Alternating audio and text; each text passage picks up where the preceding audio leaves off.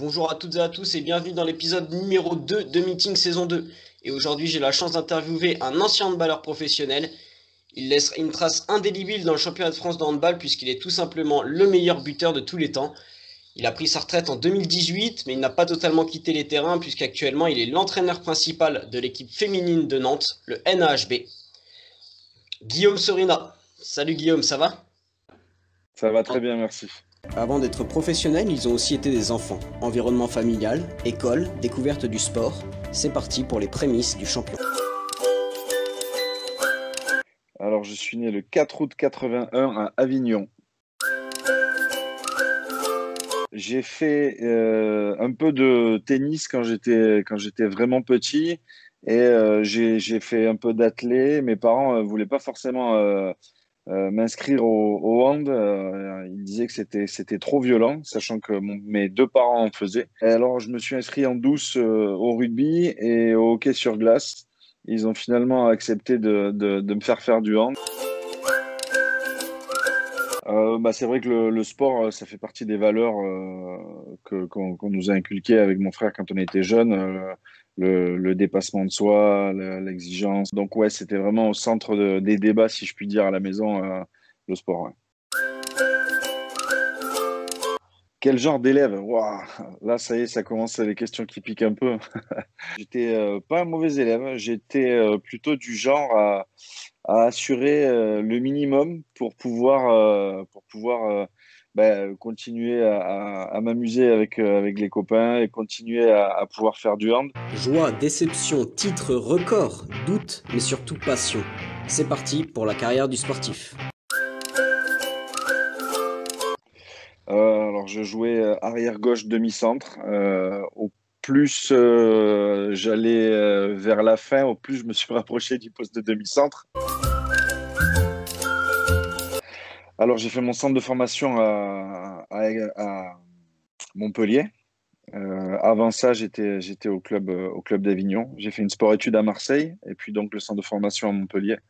Euh, Ensuite, j'ai fait une année de transition à Aix-en-Provence où j'ai eu un grave accident de voiture. Ensuite, qui m'a tenu éloigné des terrains pendant un peu plus de 13 mois. J'ai fait 2 mois et demi à Villefranche-sur-Saône. Et puis j'ai rebondi à Villeurbanne en première division, deuxième division. On est remonté en première division. Voilà, j'ai passé quatre super années. Puis ensuite, j'ai signé à Nîmes et j'ai fait une saison à Chambéry. Non pas que ça ne se passait pas bien, non pas que j'y étais pas bien, mais ma mère était très gravement malade. Et donc je suis rentré sur Nîmes pour être auprès d'elle et pour l'accompagner jusqu'à ces derniers jours, quoi. Je suis ensuite parti de Nîmes parce que j'étais en couple, je suis toujours d'ailleurs, avec Camille Aiglon, qui s'appelle maintenant Camille Aiglon-Sorina. Et donc, nous voilà partis tous les deux en Roumanie. Et puis, je suis recruté en joker médical à Nantes. À Nantes, chez les gars, où voilà, je suis super bien accueilli. J'ai l'impression d'avoir passé plus que 7-8 mois, quoi, d'y avoir passé vraiment plusieurs années. C'était à Montpellier quand j'étais au centre de formation où je rentre 2 ou 3 minutes, je crois, en fin de match. Je crois que c'était contre Bordeaux à l'époque. Je dirais le Final Four, la Ligue des Champions, c'est quelque chose d'extraordinaire. Forcément, Nîmes aussi, la ferveur aussi qu'il peut y avoir à Nîmes. C'est des souvenirs d'hommes, après, c'est des histoires de vestiaire. Ma plus grosse déception, c'est de ne pas avoir gagné la Coupe de France avec Chambéry, surtout que je rate un penalty. Une de mes plus grosses déceptions reste de ne pas avoir joué la Coupe d'Europe avec Nîmes.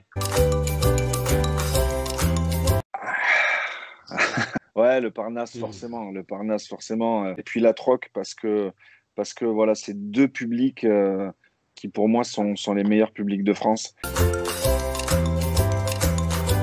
Les derbies Nîmes-Montpellier, une équipe que j'ai adoré détester et détesté adorer, Montpellier. Ouais. C'était toujours des moments assez virils, on va dire. et très engagé. J'ai passé des années avec Damien Skasianoc, par exemple, en voisin de vestiaire. On était en sporette à Marseille ensemble, on a été au centre de formation à Montpellier ensemble, et on a passé 10 ans ensemble à Nîmes. Donc forcément Damien, puis forcément aussi Jonathan Roby. On s'appelle très régulièrement, c'est un vrai ami. On passe des vacances ensemble. Voilà. Et maintenant qu'il est passé lui aussi de l'autre côté de la barrière, il est entraîneur adjoint à Limoges. Voilà, on se suit, on s'appelle très régulièrement. Il regarde mes matchs, même si pour lui c'est difficile à dire parce qu'il a du mal à regarder le handball féminin. Alors, ma reconversion, en fait, elle n'est pas arrivée comme ça. Elle s'est construite petit à petit. Ça fait une dizaine d'années que j'entraîne. J'ai commencé à entraîner à Nîmes et donc, au final, entraîner à l'USAM toutes les catégories, du mini-hand jusqu'au centre de formation. J'intervenais parfois aussi sur la sport-études. En parallèle à ma carrière de joueur, j'ai passé mes diplômes pour finir la saison dernière avec le titre 6, donc le dernier diplôme d'entraîneur. J'ai eu l'opportunité de devenir entraîneur adjoint ici chez les filles. Je l'ai saisi, j'aurais pu continuer à jouer, j'avais des propositions pour continuer à jouer, encore un an, encore 2 ans. J'ai donc commencé en étant entraîneur adjoint de Fred Bougeant. Qui est parti au mois de décembre, si je dis pas de bêtises. Et ensuite, Alan Hein est arrivé, un entraîneur danois qui est arrivé de Viborg. Et donc, il m'a appris vraiment beaucoup, beaucoup, beaucoup de choses. Avant de repartir, il a proposé, il a conseillé au président et au directoire ici de me nommer entraîneur principal. Très honoré de la confiance qui m'était faite, de la confiance que Alan avait placée en moi et que les dirigeants ont placée en moi. Donc, j'ai décidé d'accepter et voilà, on m'a proposé de choisir mon staff aussi. Donc, c'est là que j'ai fait appel à Mathieu parce qu'on a un parcours assez semblable.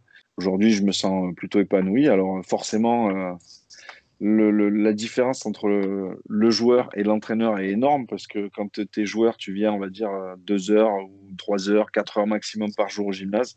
Quand tu es coach, c'est 2 heures ou 4 heures maximum que tu passes chez toi. Aujourd'hui, voilà, l'objectif est de faire mieux que la saison précédente. Donc la saison précédente, on termine 4e, on est éliminé rapidement en Coupe d'Europe. Aujourd'hui, à la mi-saison, on est 3e et on est premier de notre phase, premier de notre poule, pardon, sur la phase principale de Coupe d'Europe.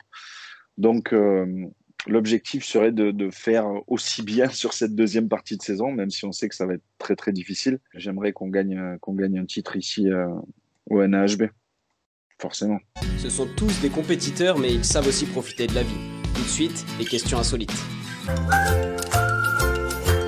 Ça serait Sense8. Wax Taylor. Les carbos. On a toujours le kit carbo dans le frigo. Avec les copains, on aime bien le sud-ouest de la France, Biarritz, les Landes, voilà, ces coins-là. On avait passé un super moment avec Xavier Baraché aussi, d'ailleurs, dans les Landes, à surfer. Et puis la gastronomie là-bas est pas mal aussi. Donc voilà, le souci, c'est que tu es obligé de faire un peu de sport pour compenser un petit peu les excès.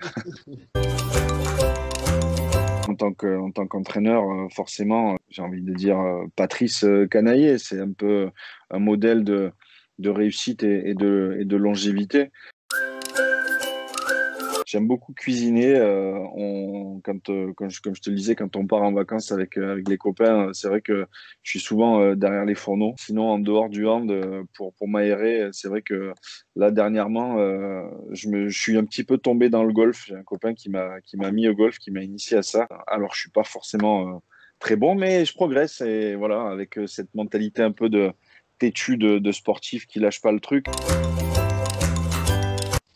Mathieu est là avec moi dans le bureau. Voilà. Donc, d'après Mathieu, peu importe le flacon tant qu'on est l'ivresse. mais je pense que je dirais plutôt que que j'abandonne jamais en fait, que je baisse jamais les bras. C'est quelque chose que j'essaie d'inculquer à mon fils aussi. C'est pas évident, mais voilà, je déteste perdre. Je suis très mauvais perdant, mais je renonce jamais. Eh bien, écoute Guillaume, je te remercie pour cette interview. C'était vraiment très très sympa, très intéressant. Et j'espère que tu vas C'est à continuer à toi. t'épanouir dans tes fonctions d'entraîneur, que tu vas décrocher un titre avec cette belle équipe du NHB. Et voilà, je te souhaite une bonne continuation et à bientôt, j'espère. Merci. Salut.